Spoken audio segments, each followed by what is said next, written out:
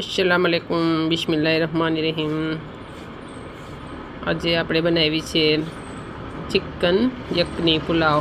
એના માટે આપણે ધોઈને સાફ કરીને ચિકન લઈ લીધું છે અને આપણે એને ચિકનને બાફવાનું છે। અહીંયા આપણે કઢાઈ રાખી દીધી છે, એમાં પાણી રાખ્યું, એમાં ધોઈને સાફ કરીને ચિકન રાખ્યું છે। એના અંદર રાખશું આપણે ફુદીનાના પત્તા।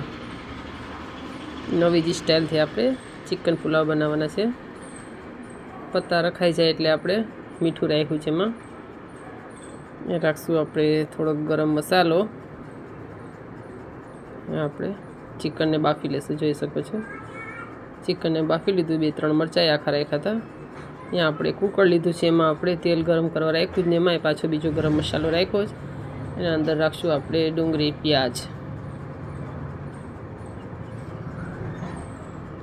ડુંગળી આપણે પાછી લાલ થાય એટલે અહીંયા રાખશું આપણે 1 નંગ બટેટું રાખ્યું છે, મોટું બધું 1 નંગ રાખ્યું છે બટેટું। આપણે એને મિક્સ કરશું, ફેરવશું, તેલમાં થોડીક વાર એને થવા દેશું।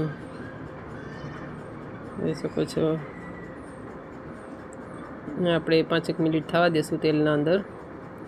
ત્યાં રાખશું આપણે સૂકા બધા મસાલા, ધાણા મરચાં, બિરયાની મસાલો અને હળદર, મીઠું અને ટમેટાં।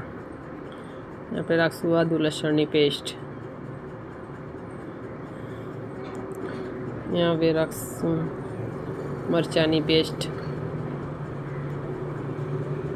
આ બધું મિક્સ કરશું આપણે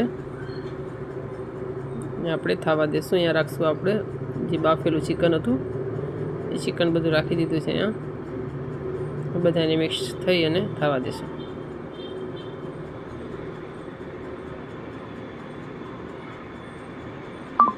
હવે બધું મિક્સ થઈ ગયું છે એટલે આપણે જે યકની હતી એ પાણી રાખી દીધું છે આના અંદરમાં।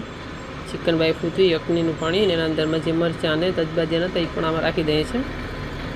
અને આપણે ચોખા રાખવાના છે, ધોઈને સાફ કરી અને ચોખાએ રાખી દીધા છે। અને ચોખાના ભાગનું આપણે મીઠું રાખી દઈએ હવે। અને આપણે 3 સીટી કુકરમાં મરાવી લઈએ। ફુદીનો રાખી દઈએ પહેલાં, થોડુંક આપણે દહીં રાખશું અહીંયા જલ્દીથી બનતી। અહીંયા આપણે લીંબુ રાખી દઈએ, અડધું લીંબુ। આ બધાને મિક્સ કરી અને આપણે 3 સીટી મરાવી લઈશું કુકરમાં જ। એટલે તૈયાર છે આપણી ચિકન યકની પુલાવ। જરૂરથી બનાવજો। વિડીયો પસંદ આવે તો લાઈક, શેર અને સબસ્ક્રાઈબ કરતા ભૂલતા।